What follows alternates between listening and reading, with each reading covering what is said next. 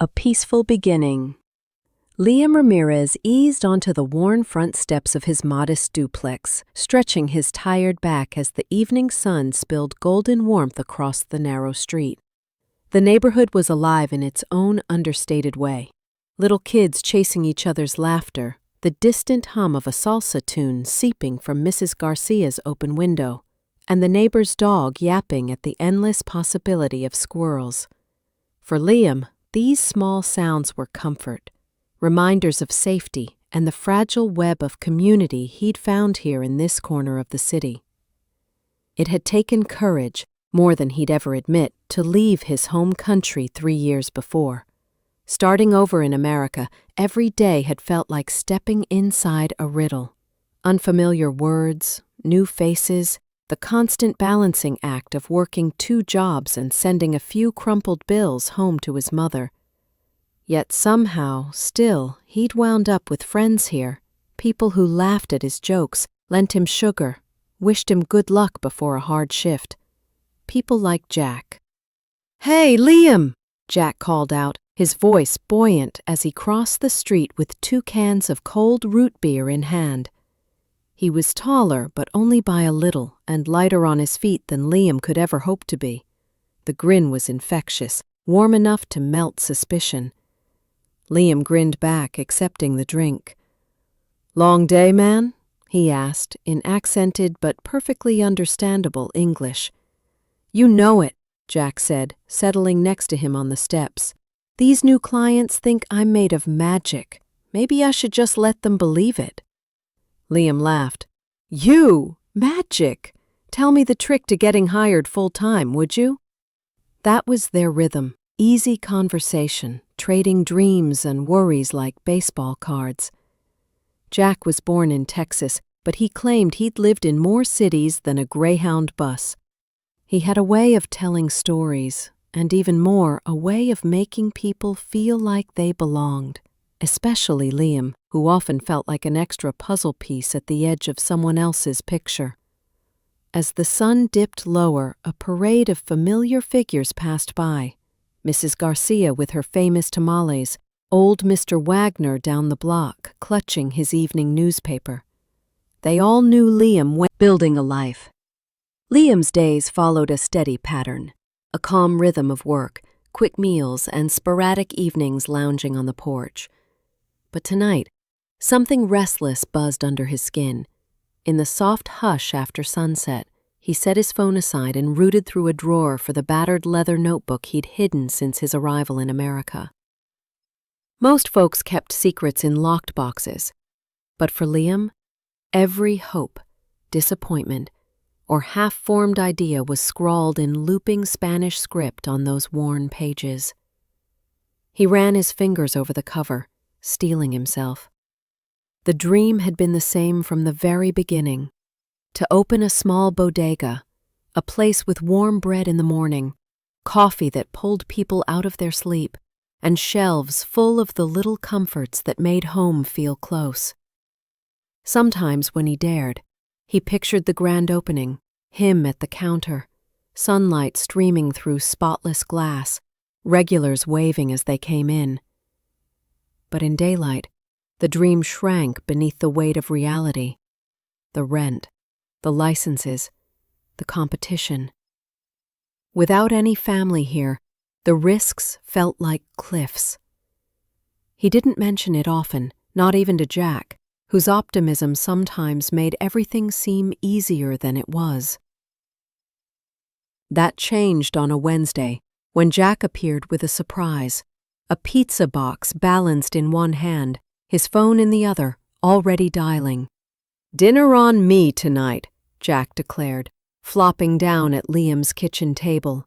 "You look like you got the world on your shoulders."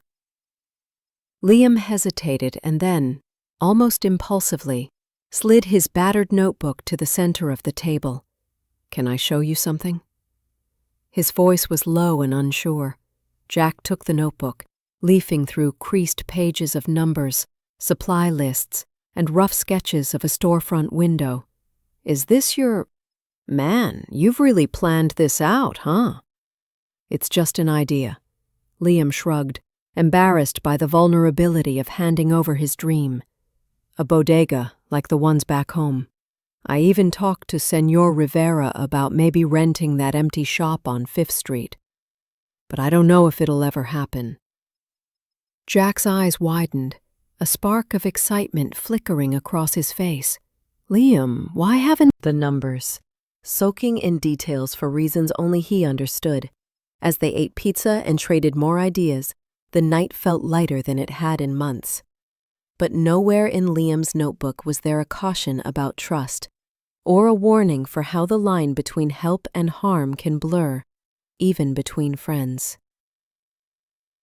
The first steps.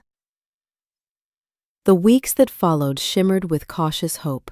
Each afternoon, when Liam's shifts at the factory ended, he found himself drawn to the empty storefront Mr. Rivera had spoken about. A squat, tired building sitting at the corner of 5th and Maple.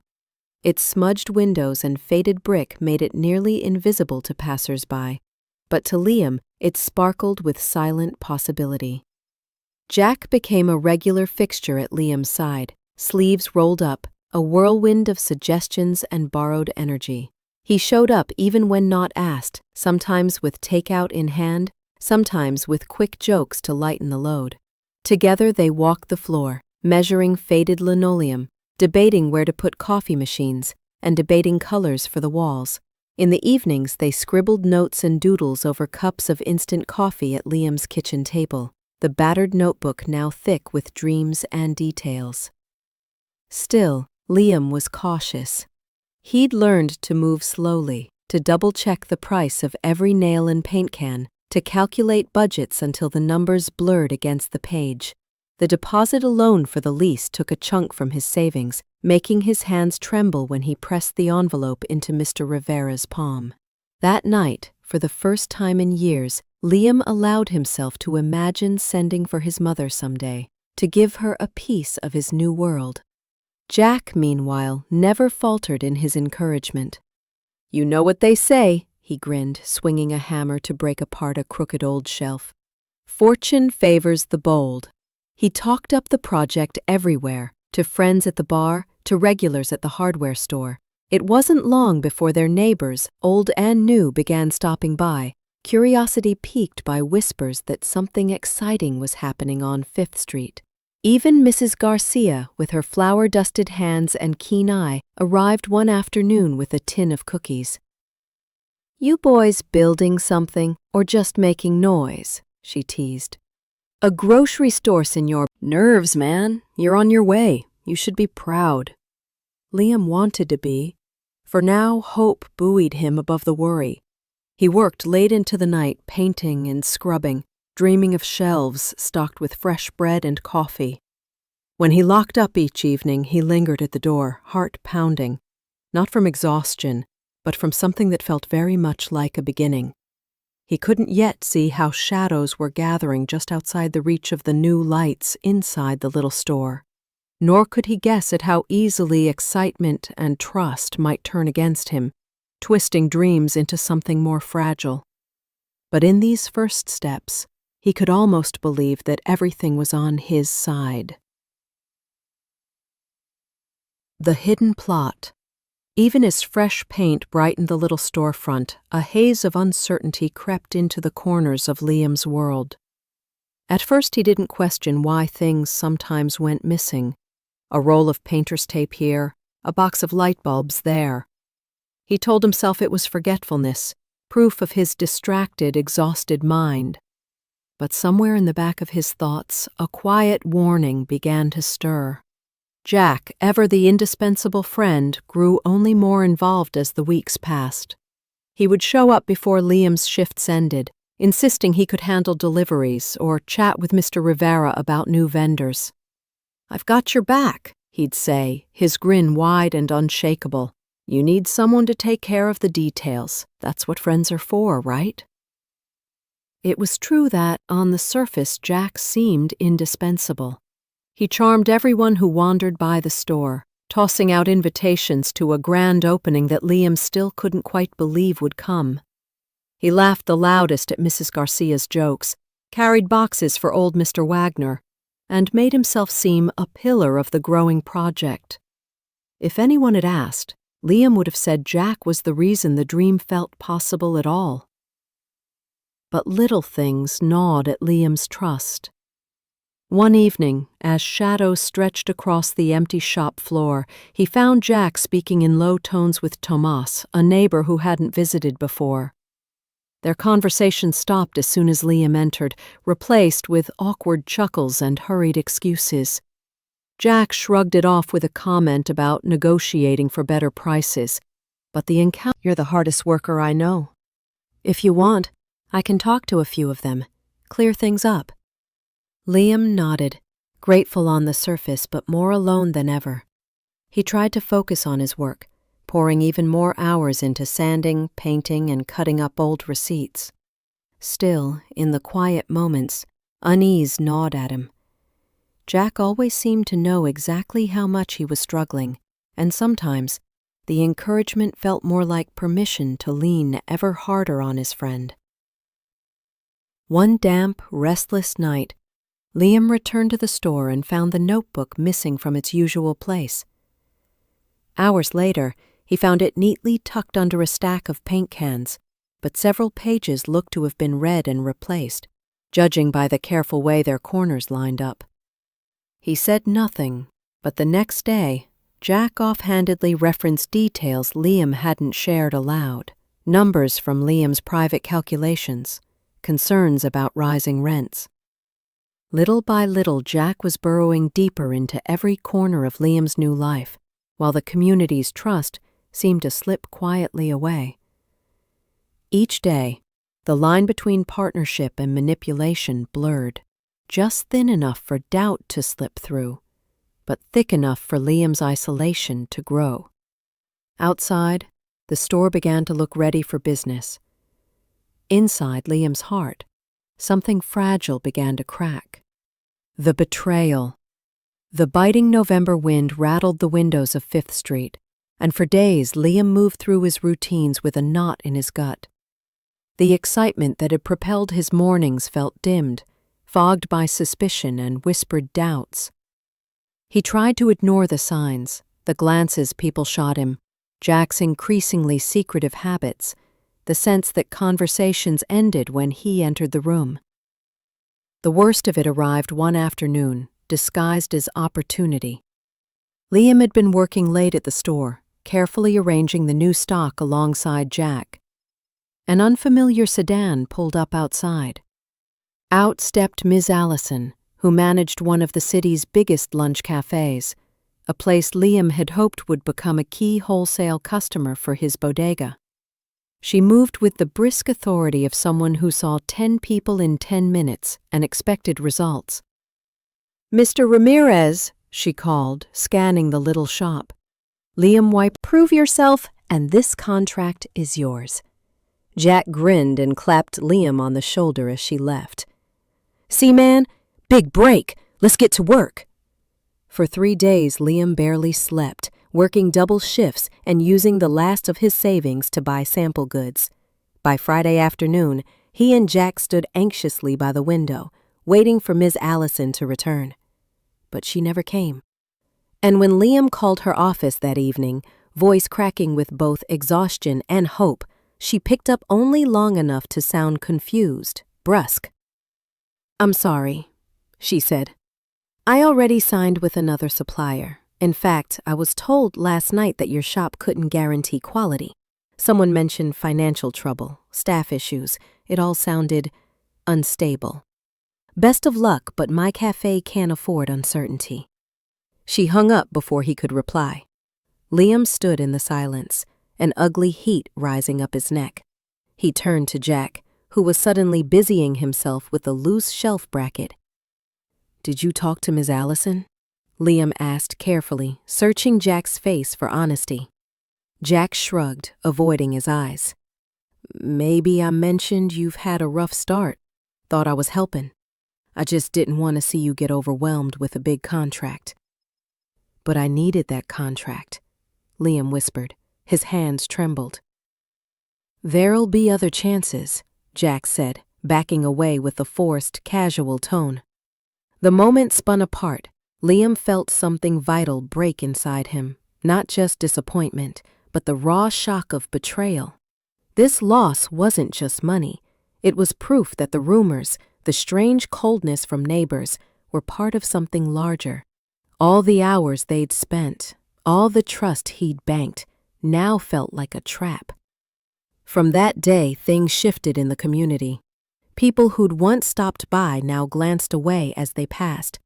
A few regulars went so far as to cross the street. Some whispered about problems with the new shop. Liam heard the phrase bad business more than once in the supermarket. Jack maintained a mask of support, but the distance between them grew.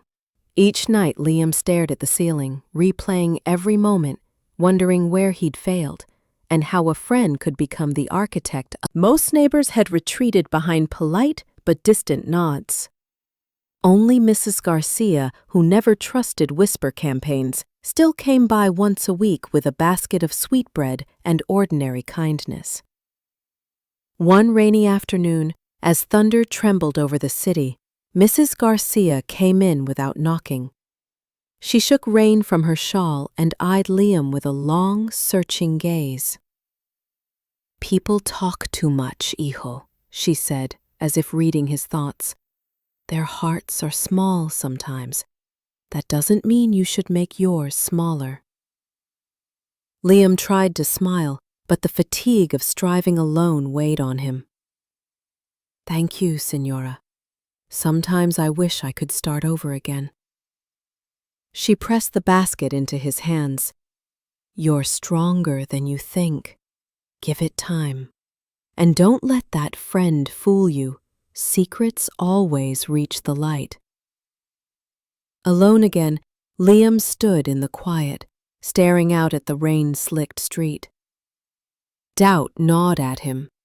He replayed every conversation with Jack, every promise that now sounded hollow. He wondered if Jack truly meant to hurt him, or if it had all just gotten away from them in the blur of ambition and uncertainty.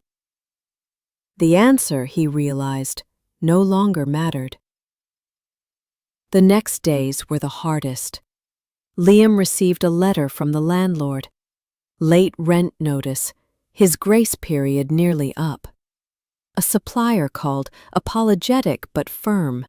Unpaid invoices meant no new deliveries until Liam settled his bills in full. The small stock on his shelves seemed to shrink each day, the store echoing a little more noisily with each passing hour. Sleep came sparingly, and when it did, it brought restless dreams. His mother's disappointed sigh, Jack's laughter echoing in the empty aisles, the voices of the community shut behind closed doors. Yet, for all the pain, a stubborn spark remained. Liam was determined not to leave in shame. This store, this fragile hope, was his life's work, a legacy he meant to fight for, even if he stood alone. One evening, as the city knelt beneath the weight of another storm, Liam stood beneath the flickering green and white sign away. One gray morning, a knock at the door startled him. Standing outside, bundled against the wind, was Tomas. The same Tomas he'd once watched whisper with Jack in the shadowy corners of the store. Suspicion flared behind Liam's tired eyes, but he forced himself to open the door. "Mornin', Liam." Tomas shifted his cap in his hands, eyes downcast. "Can I come in?" Liam hesitated, remembering rumors, and how quickly trust had turned to poison. Still, loneliness sometimes softened even the deepest wounds. He nodded for Tomas to step inside. The silence stretched as Tomas wandered the narrow aisles, fingers brushing over empty jars and faded price tags. "You ever feel," Tomas began, voice low, "like you're always being watched here? Judged, maybe, even by folks who don't know you at all? Liam nodded cautiously. Sometimes, yes. Tomas set his cap down on the counter, finally looking Liam square in the eye. There's things I should have told you. About Jack. About those rumors. He made it seem like you were going to take over everything. Raise rents, push old folks out. He told people you weren't really here for our community. I believed him. Most of us did. Anger and embarrassment flashed hot inside Liam, but he stayed quiet, letting Tomas continue. He played us off each other. Said you were careless with money. Said the shop wasn't even really yours. Tomas's shoulders slumped. But the more I watched, the more I saw how hard you worked, how much you cared. I started asking questions and, well, Jack's moved on. Word is he's trying the same thing in another neighborhood. The revelation seared through Liam like an icy wind. He wanted to rage, but he could only manage a tired sigh. Thank you for telling me, he said softly. I just wanted to build something, here, for everyone. Tomas shook his head. I should have seen it sooner. That survival was possible, but only together. Outside, the winter wind still howled, but inside, for the first time in a long while, warmth gathered and lingered, fueled by the slow, mending work of trust reclaimed. The store reborn. December's frost thawed slowly in the city, lingering on window ledges and turning every morning breath to fog. But inside the bodega, something warmer was taking shape. It started with Tomas. Then, like a dropped stone in still water, help rippled out. One by one, Liam's neighbors returned, bearing small gifts of trust. Mr. Wagner, who could barely hear but always saw everything, brought in a battered sack of apples from his yard. Mrs. Garcia started a clipboard by the register, organizing volunteers for weekend cleaning shifts. Even the kids pitched in, scraping stickers off windows and racing to be the first to restock the shelves with new deliveries. Liam watched them work, heart swelling with cautious gratitude. He saw evidence of transformation everywhere. A fresh coat of chalkboard paint for the weekly specials, garlands of hand-cut paper snowflakes dangling from the ceiling, hot coffee brewing in a thrifted percolator that never seemed to run dry. Business turned slow but steady. Word of mouth replaced rumor, and families that had avoided Fifth Street for months started to trickle back. Each sale, 3 loaves of bread, a bag of beans, a jar of honey, felt like a lifeline thrown to a drowning man. Sometimes, when the last customer left and the day's register closed, Liam would let himself stand at the center of the quiet store and remember the days when hope had seemed foolish. There were setbacks, moments when old fears clawed back. Jack's shadow still lurked in skipped deliveries or wary glances from those who weren't ready to forgive. Liam learned patience and humility, that rebuilding trust was like mending a cracked window, painstaking, careful, often slow. But he also learned the power of asking for help and of letting people in. He let Tomas balance books and track orders. He listened to Mrs. Garcia's advice even when it was hard to take. Changed forever. The shop wasn't perfect and his struggles weren't over, but the future, for the first time, felt wide open, alive with possibility and with the kind of community no storm could ever sweep away. New beginnings. As the new year unspooled, sunlight crept earlier into the shop. The dawn glow, golden and tentative, curled around the displays before Liam ever flipped the sign to open. There was a different energy in the air now, a sense that something had finally shifted, not just for the store, but for everyone who crossed its threshold. The bodega had become a daily landmark. Little Elsa arrived before school to set up the fruit. She insisted on straight lines and bright pyramids that made customers smile. Tomas, solemn but steady, managed the invoices and deliveries, even chatting with suppliers Liam once thought he'd lost for good. Mrs. Garcia started story afternoons, reading old folk tales to giggling children as parents lingered over coffee and gossip. With every gesture, every smile, every shared memory across the counter, Liam's hopes solidified into something tangible. He wasn't just surviving anymore. He was building. The store gleamed, not only for what it sold, but for what it represented. One icy Saturday, a group from the local college asked to use the bodega's back room for a community workshop. The little space, crowded with folding chairs and eager faces, crackled with energy and ideas for neighborhood improvement. Liam listened from behind the counter, heart pounding in quiet pride each time someone called his name or invited him to share his thoughts. Yet even amid the bustle, the echoes of the past lingered at the edges, less like open wounds, more like old battle scars. Jack's betrayal still stung some days, a lesson in trust too costly to forget. But Liam wore that scar with humility now, his eyes open, his heart careful but not closed. Late into the evenings, neighbors would linger long after the shop closed, recounting stories of hardship and recovery, laughter ringing out as the world outside slumbered beneath the winter moon. The walls, once cold and bare, reverberated with history and possibility.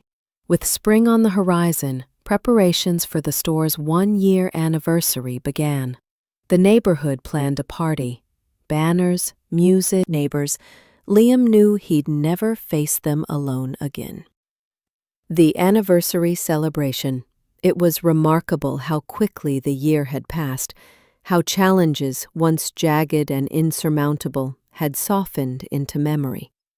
The bodega's one-year anniversary began with sunlight pooling over the scarred front steps, already swept clean in anticipation.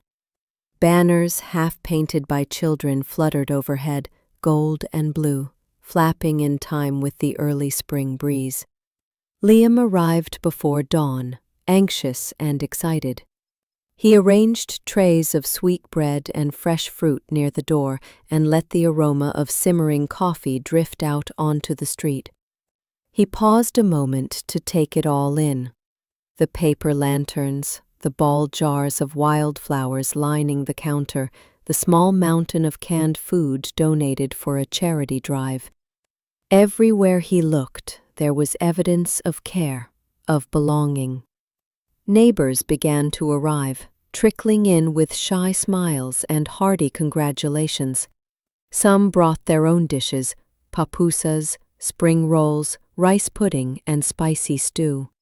Mrs. Garcia, regal in a bright shawl, oversaw the kitchen with pride and efficiency, instructing teenagers on how to assemble plates and share stories behind every recipe. Children squealed with delight as they staged impromptu races out front and decorated the sidewalk with chalk. Elsa, beaming, handed out tiny bouquets to each guest. Tomas, sleeves rolled, ferried boxes and laughter between the back room and the courtyard, pausing now and then to meet Liam's grateful glance with a nod. By noon, the little shop was packed. Music drifted in through open windows. An old neighbor strummed a guitar while others clapped and sang favorite songs, sometimes off-key but always with heart. Speeches were made, first by Mrs. Garcia, then by Tomas, then by the shy high schooler who had found her first job here. They spoke not just of groceries and daily needs, but of second chances, forgiveness, and the power of standing together. Tears shimmered in many eyes as the words resonated, bittersweet and beautiful. At last, someone called for Liam. He hesitated, self-conscious, but the crowd insisted. He stepped through the windows. Liam locked up and stood in the silent store. He ran his fingers along the scuffed countertop, thinking of every mistake and triumph. The storm had passed, but its lesson remained. The strongest walls are built not of brick, but of trust and kindness.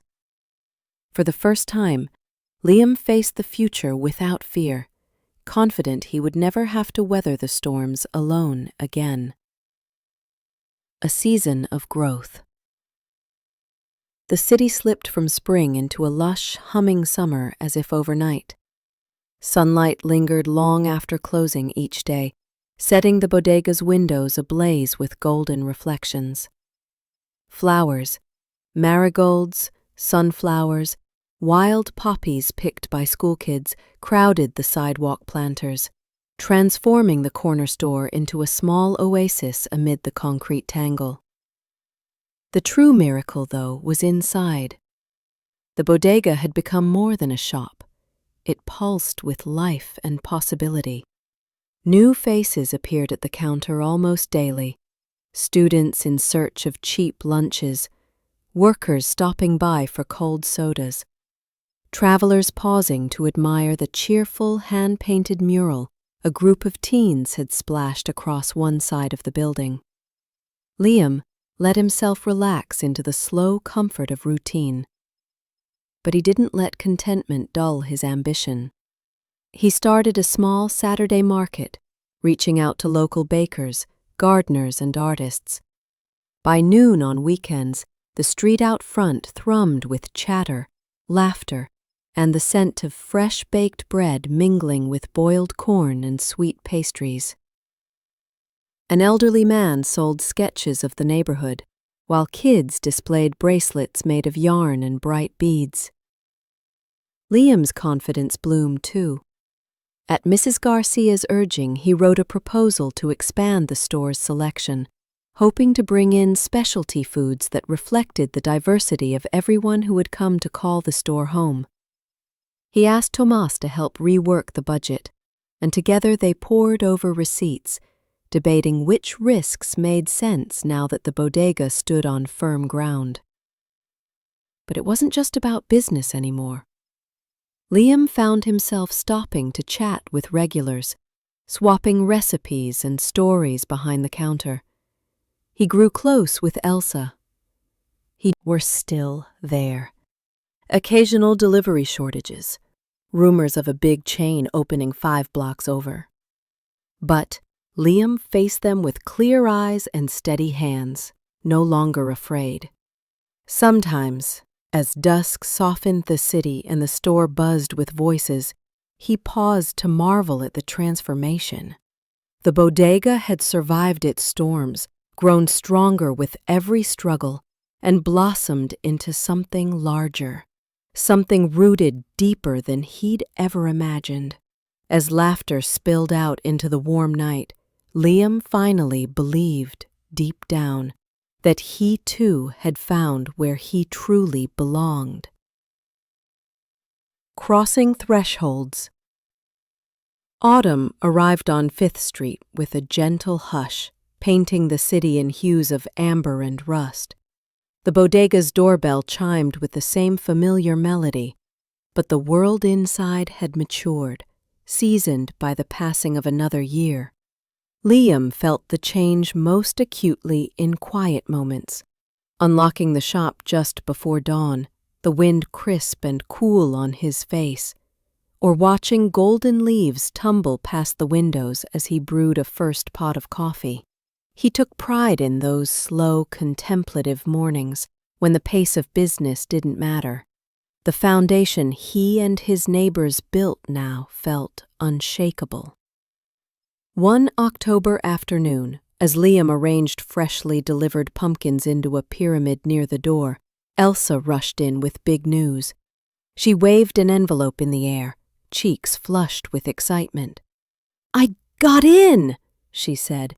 "The scholarship program, the one you told me about. I start classes next spring." Her joy was contagious. Tomas capped the registers with a flourish, and Mrs. Garcia appeared from the back, her eyes misty with pride. The bodega celebrated the way it always did, with food, hugs, and raucous laughter echoing off the shelves.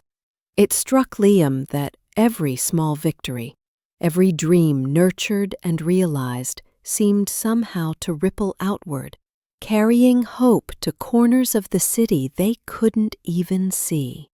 But this season also brought a challenge of its own. The new chain supermarket, promised since spring, finally opened nearby. Flyers boasting deep discounts and grand openings littered the sidewalks, one by one. Liam lingered at the door. He watched Elsa chat with other students, saw Tomas laugh with an older vendor under the awning, and marveled at Mrs. Garcia as she tidied up, unhurried and serene. The shop was quiet, yes, but alive, a place where stories began and ended and began again. Liam realized that community wasn't just something you built, it was something you crossed into, again and again, every time you chose to open your doors or your heart. The bodega had been saved, yes, but more than that, it had become a sanctuary, for dreams, for second chances, for every person who wanted to be part of something lasting. He switched off the lights and stepped onto the stoop, letting the cool air wash over him, away from the safe circle of lamplight into the expanse of the city. There would always be uncertainty, in life, in business, in love, but as long as the bodega's door hung open, hope would have a place to call home.